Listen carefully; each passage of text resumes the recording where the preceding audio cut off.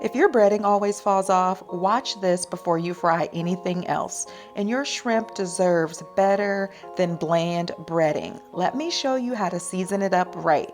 What's up, y'all? It's your girl Brandy from Stay Snatched, and I'm back with another classic recipe.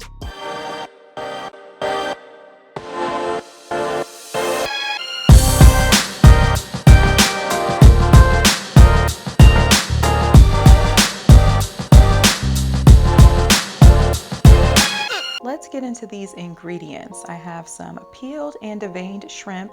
They are already thawed. I'm going to use some eggs, flour, breadcrumbs, cornmeal. I have some cooking oil, vegetable oil, or canola oil will work great.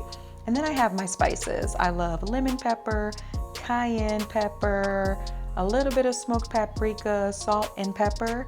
And from here, I'm going to season the shrimp, and I'm also going to dredge the shrimp in eggs. The eggs are going to work as the binder. This is what's going to get our spices to adhere. It's also what's going to get the breading to adhere. So I'm going to make sure the shrimp is fully coated in the eggs. I like to season up the shrimp, and I also like to season up the breading as well. That makes sure that the shrimp is seasoned from the inside out. So I've taken the flour, cornmeal, breadcrumbs, and more spices and added them to a bag.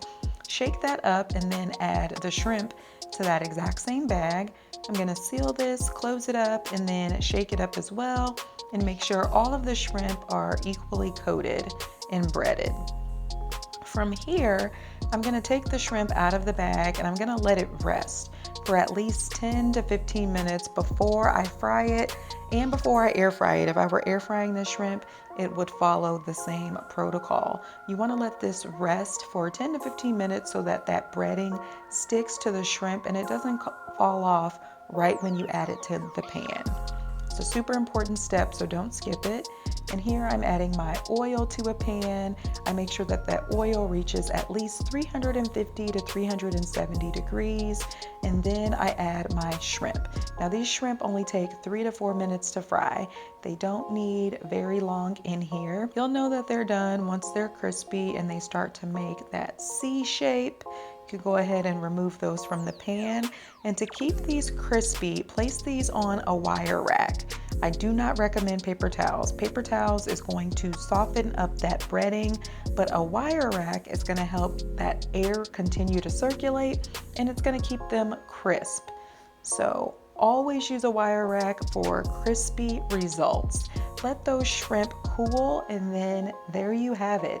It's super simple to fry these up and to keep them crispy and breaded.